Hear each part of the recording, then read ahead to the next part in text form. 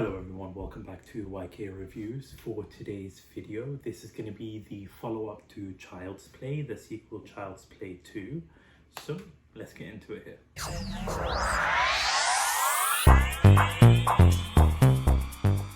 So with Child's Play 2, it's essentially the sequel to the original Don Mancini's Child's Play.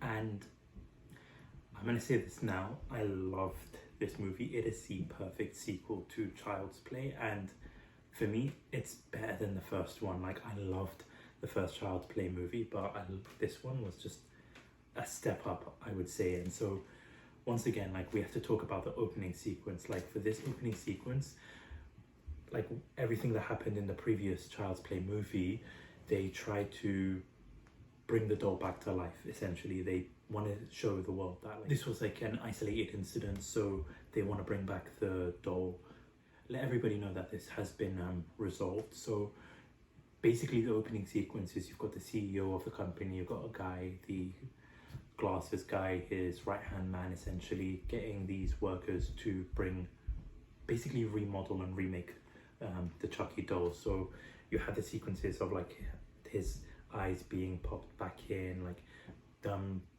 putting the clothes on and everything like that. So then once the eyes go in, you've got the lightning coming in and just bringing Chucky to life. I love how like the worker goes flying through the window, basically dying. The opening sequence in the first Child's Play movie was fantastic, and if you have to rank between the two of them, the first one's slightly higher in terms of opening sequences, but for this one it was still a fantastic opening sequence, bringing Chucky to life and like how he was brought back essentially. So then once you have that opening sequence, you then go to like Andy and see what he's up to. So now Andy's in foster care. So his mum, they put it as she's like in a hospital basically. Like, the actress didn't want to come back, which sucks, because I would have loved to have like her and Andy as like the focus for the franchise and have them two together. But it sucks that she didn't want to come back. But now that you've got like Andy in foster care, he's going to be being taken in by like these two couples. So you get introduced to Joanne and Phil, and like, I didn't mind Joanne. I thought she was okay. I thought she was very caring. But then you've got this Phil character who's just,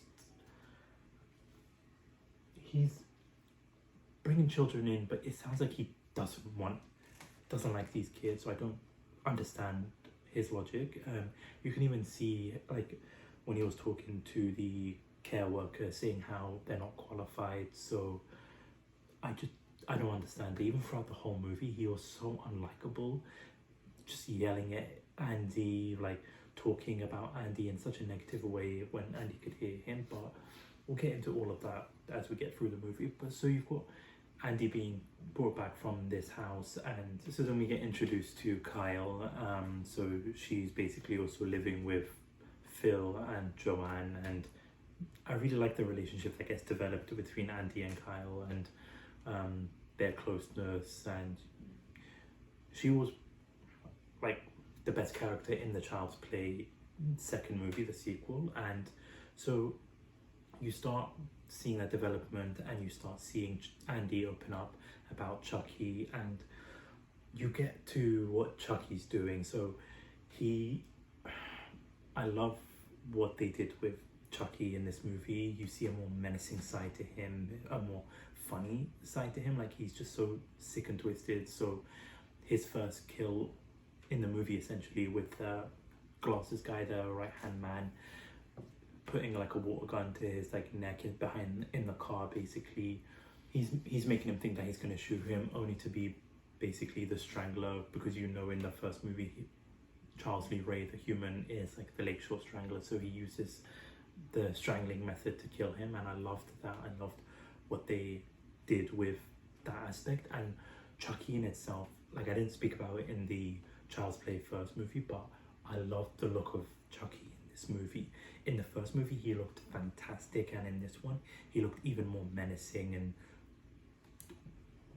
crazy looking. So I really loved what they did with him and how he looked in this movie. So you enjoy it even more. And so then he goes and kills this right hand man by strangling him, and is going to go to find Andy so that he can once again put his soul into like Andy, so that he doesn't stay in this doll's body. So you get to basically Chucky finding the house, and there was already a good guy doll already at the house named Tommy. So what Chucky does is that he buries that doll and replaces him, so Andy has no clue, no suspicion whatsoever.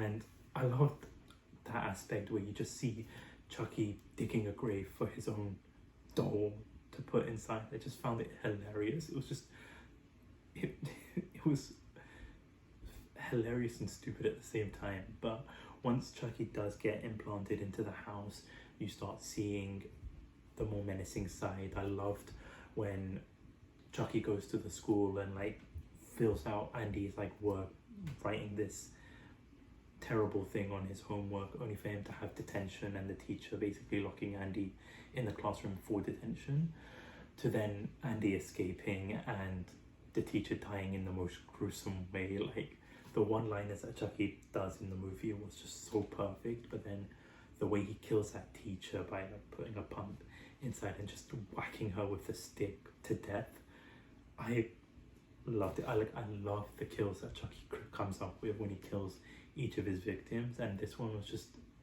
no different. It was so perfect and so hilarious. So then now as the movie's progressing, you see Andy wanting to like stand up for himself. You see Andy getting this electric knife. I'm not sure what it's used for, to be honest with you. I've never seen this piece of equipment before, but I think it's like an electric knife. So he goes down to the basement where basically Phil had enough, once again snapping at Andy from Chucky in the basement earlier on. So then Andy goes to the basement to try and kill Chucky using that electronic knife, but Chucky being smart, outsmarting Andy, outpowering Andy, to eventually when Phil comes down, you get Chucky revealing himself to Phil. Phil's realizing that Andy was right all along, but then just once again the one-liners, just going to Phil and saying like, "How's it hanging, Phil?"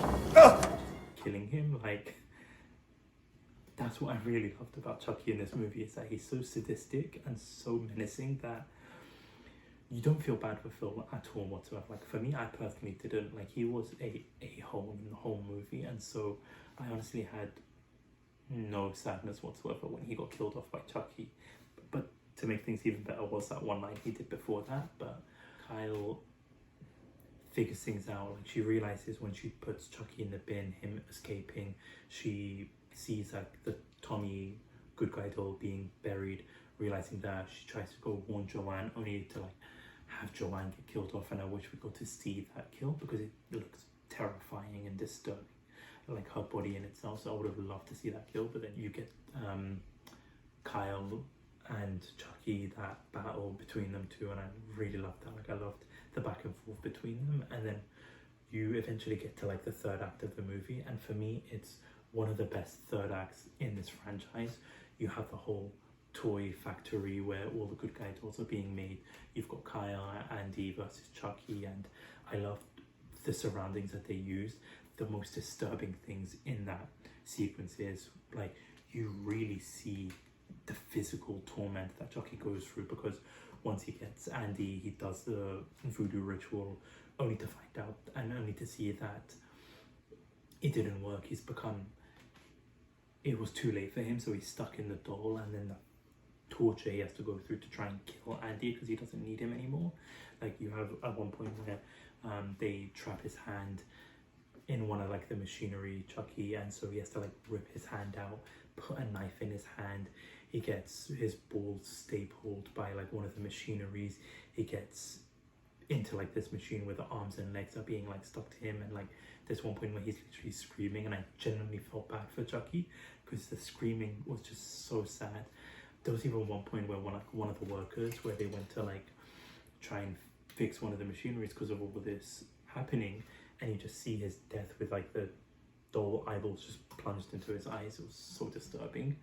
And you get Chucky getting like acid being on him. It's just so messed up and so disturbing. Like, the crap he has to go through to just try and kill somebody was so menacing. And I honestly thought like they were gonna kill Kyle with like her head like so close to like getting into like that chopping part of like one of the machineries.